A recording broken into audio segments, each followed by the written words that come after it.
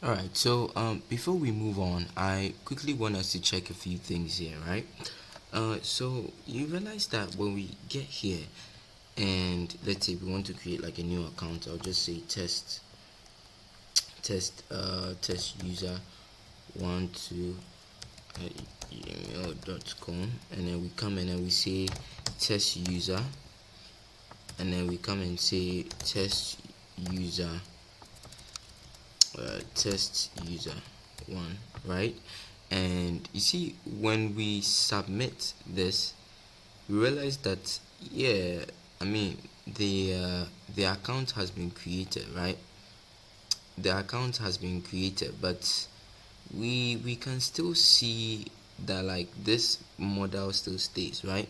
Now we want to fix that. Now how you're going to fix that is quickly, you're just going to come here and then add this brackets, and then that should run the function that is found inside use register model, right? So you see this function, right? So yeah, it just sets it. So if we go back to the database, let me refresh and quickly delete that account that has been created.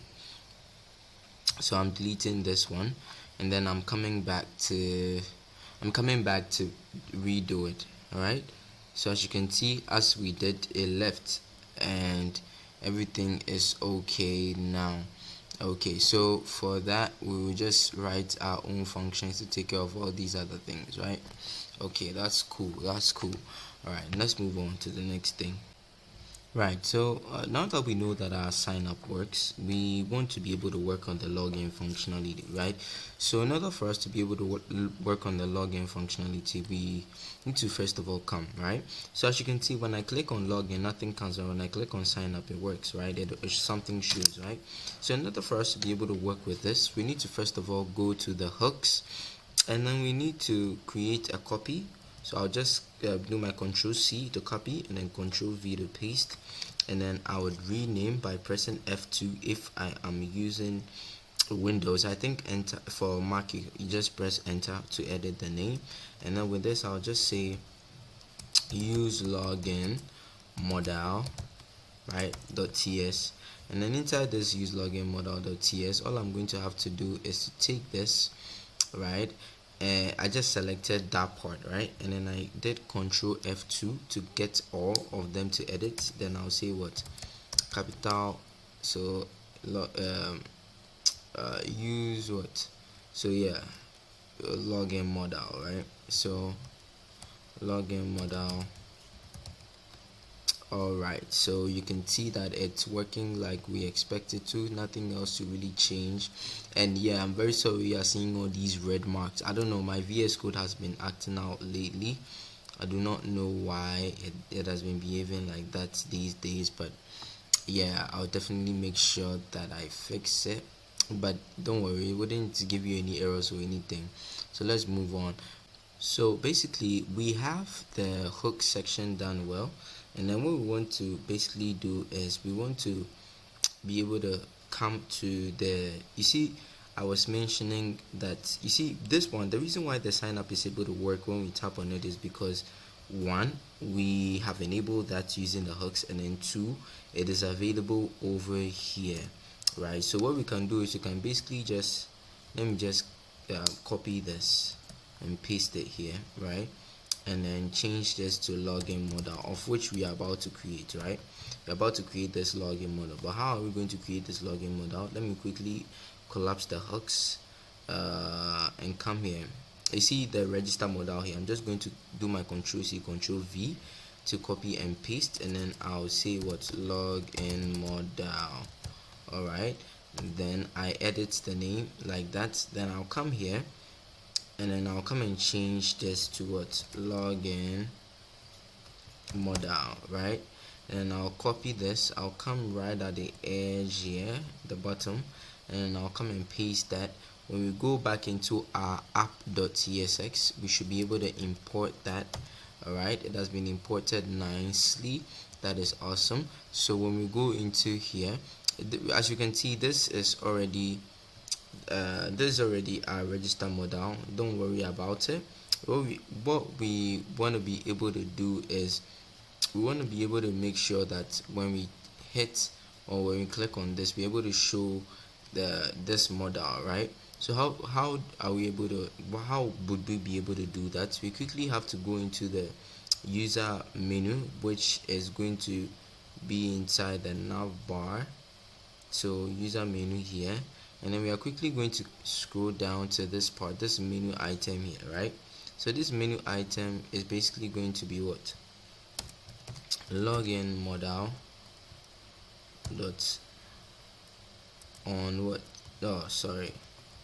So you see, this login modal is basically it was basically importing that function, right? But we don't want to do that. Just like how we've been able to import this hook, we want to be able to import the same thing for the login model, right? The hook for the login model. So here we have the login model here, and then over here we just change this to login, and then we just import it. All right, so it's here now. So I just have to copy this and then use it, right? So I'll just say dot what on open. Okay, all right, so now that we have that's working, we want to go back to our login model, and then over here we change this to login model. So yeah, I think we have not imported that. This one would use it later, so let's not delete that. Let's just sort of duplicate it and edit. So login model here, and then we have use login model to here as well, and I just copy this name, and I'm quickly going to come here, and then I'll use this over here for the login model here, and I'll change this one too as well, right? So now that we understand how this works, if I come here and then you see it opens up, right? Okay, that is cool. Now we just have to change a few things over here. Now what are the few things that we change? When we go into the title here, we want to make sure that the title here is what? Welcome back. Welcome back. And then we want to say what? Log into your account. Log into your account. And then over here, yeah, let's not forget this. Then I think over here I need to change, yeah, this space that up here. Yeah. Okay, so now that we have this, we don't need the name anymore, so we can quickly clean up this name, and then we can come up here and then remove the name field over here as well. Okay, now that we've been able to do that, we need to work on a few more things, right? Since we are working on the login functionality, right, we'll be changing all of these little things. So let's go to the back end real quick. Let's go to the back end real quick, and then so that we can work on our auth controller. Okay, so let me quickly close all of this and then open up the server, and then I'll go to the SRC here. Then inside I'll go to the controllers and I'll come to the auth controllers here. Now let's quickly write. We are going to be needing a few packages, and then those packages are going to be our JSON web token, and then we are going to be needing basically the JSON web token is all that we're going to be needing, right? Like I wanted to mention the types, since we're using TypeScript, we're also going to need the types basically, but I just didn't think. So yeah, let's just do it, right? So what we are going to do is I'm quickly going to come here into the terminal. Let's make sure that the terminal is in the server. Has been changed. You've been able to change directory to the server, and then inside you'd say what? npm I JSON web token, right? npm I JSON web token, right? And then once that has been installed, let's not forget, if I import JSON web token here, right? If I say import JWT from JSON web token, you see that it will be underlined, right? It will be underlined. That's because we've not installed the types, right? So what we'll do is to say npm I, then we say save dev, then we say at types, all right, type slash what, JSON web token. Okay, then we'll install our types of the JSON web token. Basically, now that that has been installed, you should be able to clear that error that you'll be getting. Then after that, we just come and write our controller function for our login. So we say export what, const, then we say login user controller, then we set it up to be an asynchronous function, right? Okay, then after that has been set up, I want to make sure that this asynchronous function is basically taking in the same thing. So I'm quickly just going to copy this and then pass it in here, just so we don't overtype anything. Then inside here, I would say it's going to be a try catch, basically try catch, and then we make sure that we console log the error as well, right? And then after console logging the error, we can send back a response that status 500. Then we say what, we store it inside the JSON, and then we can say something like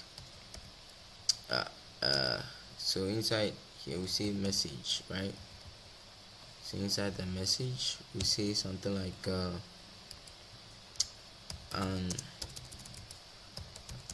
or we can just say an error occurred, or let's just say server error, server error.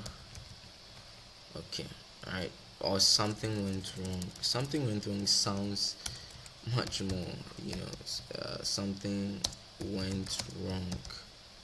Okay, so now that we have this error message all set up, let us move on to the main thing, right? So first of all, we want to take a few things from our body, right? Now inside the body, we want to take the email, and then we also want to take our password. All right, so we are taking the email and the password, and we are taking it from the request.body. Okay, this is awesome. Now that we know what we are trying to take from the request.body, let us create a variable called user, and then inside this user is going to have a type of any. We don't want any troubles, right? Then inside here we would say prisma, then we say prisma.user. You see the user object in the prisma, or the user schema in the prisma. We want to do a few things to it. We want to find unique. Okay, now I want to find unique. Now inside this find unique, we want to specify where, and like the field, right? So where, then so inside the field where we are trying to find that unique value is the email. Okay, so after we try to find the email that a person has passed through the body, we want to check if the user exists, right? So we write the condition, say if there is no user, or if the user doesn't exist, right? Then we want to return something. So what I'm going to return, we are going to return 404, or rest the status 404, right? Rest the status 404 or 404, trying to say that you can't find it, right? So JSON, and then the JSON is going to contain a message, and then inside this message we are going to say what, user not found. Okay, this is awesome, we are doing great. So now that we know this, we can quickly come and say const is password match. So is password match. Okay, then inside, so here we are trying to check if the passwords match, right? Then we now allow the authentication to go on. So over here we can call our bcrypt, right? And then we say bcrypt compare. All right, since we are using await, there's no need to use compare sync, but if we were not using await, to use compare sync. All right, I actually got this from a discussion with a friend, right? So yeah, yeah, so password, then user dot hashed password. Okay, so user dot hashed password. So basically what we are saying is bcrypt should compare the password that we are passing through the body and then the user that we found here and the hash password, right, to check if it is or if it matches, right? Now if it doesn't match, we are trying to write a condition for whether it matches or not, right? So we can just copy this and bring it here and say that, so if it's password not, or if the password don't match, right, we want to set it to unauthorized. Okay, so 401 means unauthorized, and then we want to say invalid what password or invalid credentials. So invalid password. Okay, so now that we have been able to set this up, right, in case the login is successful, we want to sign a token, and then this token we are going to be doing it with JWT, and then with this JWT token that we are going to be using, basically it should allow us to check for session and know if a user is logged in or not. Okay, so JWT dot what sign, so sign, so JWT dot sign will generate a new token for every new logged in user, right? Then we say we are going to assign what user ID, right, to be what this user dot ID. Okay, I think we are not using mongoose. If we were using mongoose, it would have made sense, but we are not using mongoose, so I guess this is how it's gotta be for now. So then we have what our process dot env, then we have what our jwt what secret. Okay, jwt secret.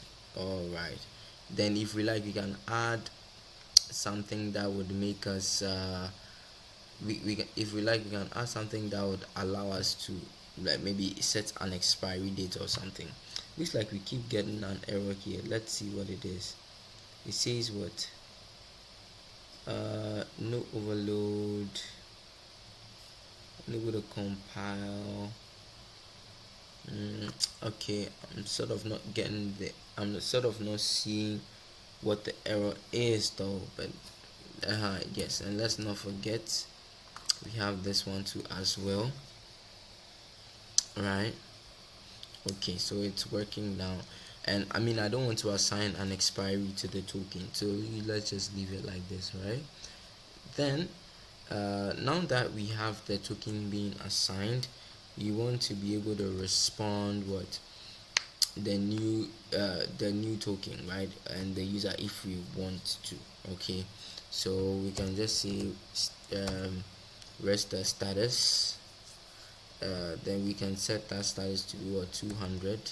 Okay, then inside we say what we're setting a JSON. We'll be setting a JSON with two things, right? We can set the JSON to be user, right, and then we can also set it to be access token, right, access token, and this access token is going to be what token. Okay, right, now that we've been able to set both of these bad boys up, let's make sure that our JWT secret has actually been set. This variable has actually been set in our env file. Now as you can see, it has been set right here inside the env file. Okay, and you can see, you can just type in any random keyword over here as well, right? So As you can see, JWT secret. If I clean it up, JWT secret, and then I can assign anything, like any random thing, right? So I can just say JWT basically. All right, it's cool. It's cool. All right, so now that we have this working like we expect it to, what we can do is we now need to go to the routes and then add it. So we can basically come here, make sure it is a post route or router.post, and then we set it to login, and then after login we say login user controller, and you should see it over here as well. This is awesome. Okay, so now that we've been able to set this up, we can go to our api.ts, okay, auth.api.ts, and as you can see, it is inside the client side, which is inside the API folder, the auth, and then the auth.api.ts right here. Okay, so here what we can do is we can export our function that we are going to be using. So we say const what login user, and then this login user is going to take a data, and then this data is going to be a type of object, right? And then inside here we create our arrow, then we say what use this API and make sure that it's post. Okay, then after this we want to make sure that we are passing in, so I can just basically copy this, right? Let's just quickly copy this and post it and paste it here, and then over here we just set it to what login, and then we just pass in the data, right? Okay, this is awesome. So what we are going to do is I'm quickly going to go to the login modal here, right? As you can see, it's here, right? So we are in the login modal now. Then I'll just change this side, I'll just change it to login, just change it to login user, right? And then if you come up here, you can see that it has been imported, but we are not using the register user, so I'll just clean that one out of it. Okay, so now that we have this login user here, then we are passing the data inside, right? As you can see, we are passing in the data. Then we want to make sure that okay, we can console log. Okay, let's allow this, right? Then after this one, we can set the local storage, so we can say local storage dot set item, right? Then we name this one as what access token,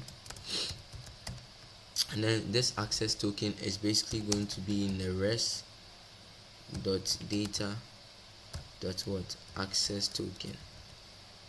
Okay, then we would come here and then see what toast. Okay, I think we already have our toast here, right?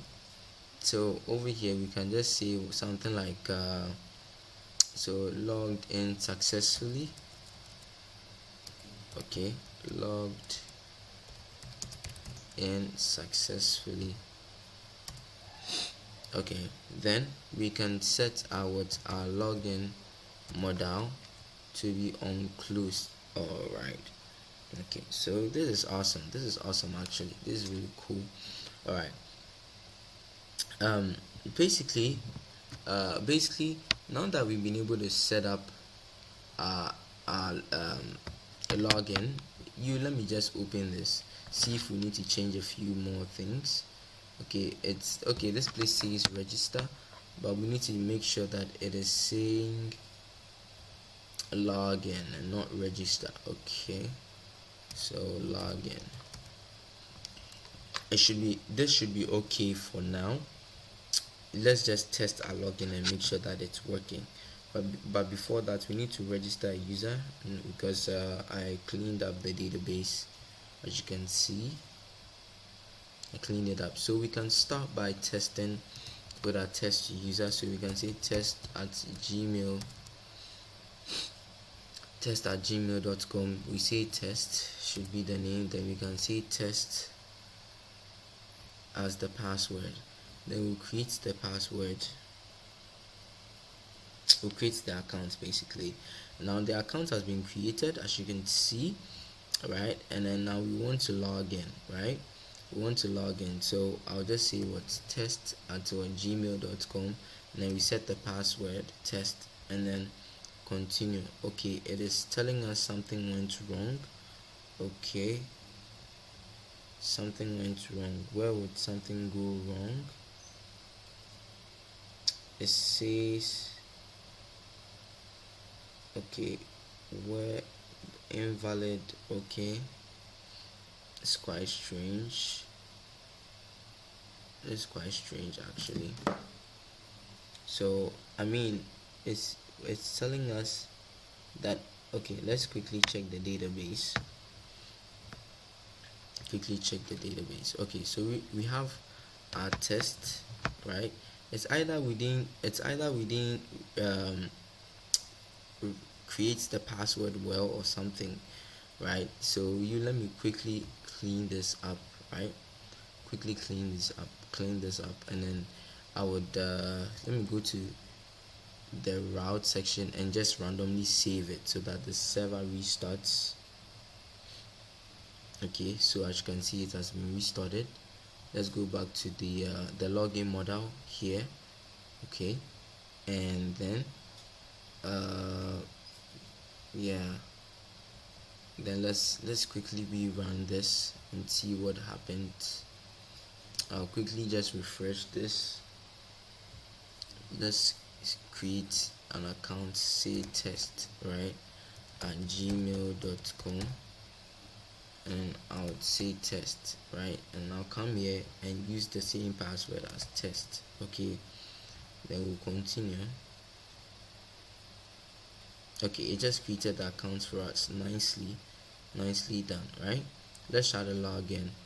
So for the login, I would say something like test at what, gmail.com. Okay, yeah, and then I would also say here to be test. Okay, we are still getting our error, and I do not get it why we are getting the error. Let me quickly review the code. So we are saying that we are getting this email from here. Okay, yes, so this email has to be an object actually, because it would be email, right? Email. Now as you can see, this error wasn't giving us anything specific. It wasn't telling us anything specific. The error messages it was sending back to us was just weak, right? It was just weak. So in order for us to be able to set it up the right way, I think we need to go to the login model. Yeah, so you can see we have something went wrong, right? But let's say we want to print out the error that is coming out of the server, right? All these invalid passwords and user not found errors, right?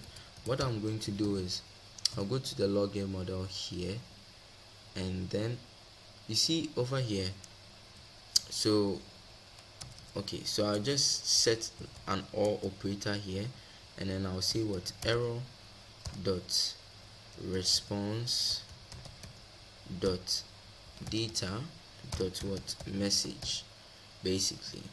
Okay, because that's where the error object is located. You can see it here, right? Error dot response dot data dot message, right? Nothing strange, no voodoo being done here, right? I can just copy this over to the register side, make sure that everything is intact with the process, the flow, right? So if in case we have like a wrong password, it's going to tell us. We can test it. I just added 1 to the password, right, inside the login side. So if we run it, you see it will tell us wrong password. You see invalid password, you feel me? So if I remove the 1 and then I hit it, you see it says what, logged in successfully. All right, so that is it for basically the login side. And then in the next one we'll see how we can handle, oh yeah, let me not forget, you realize that we set it to the local storage, right? So in order for us to be able to find where our user details are, we can find them here. So you can see that this is the access token. What I also usually like to do is I like to store the user information to there, so that I can use it to be making certain calls at certain points in time, like a certain current user calls at certain points in time. So let me just do that immediately. So I'll say what user, and I'll set that to rest.data.user. Alright, because if we go into the console, we should see the successful. So you can see access token and we have user. So yeah, that should basically store. Oh no, so that should basically store our user as well. So yeah, so you can see if I log in, and then okay, so log I need to make this correct. Then if I log in and I go and check my application, you should see that okay, this is kind of weird. Why is the let me check the console. It says set item. Okay,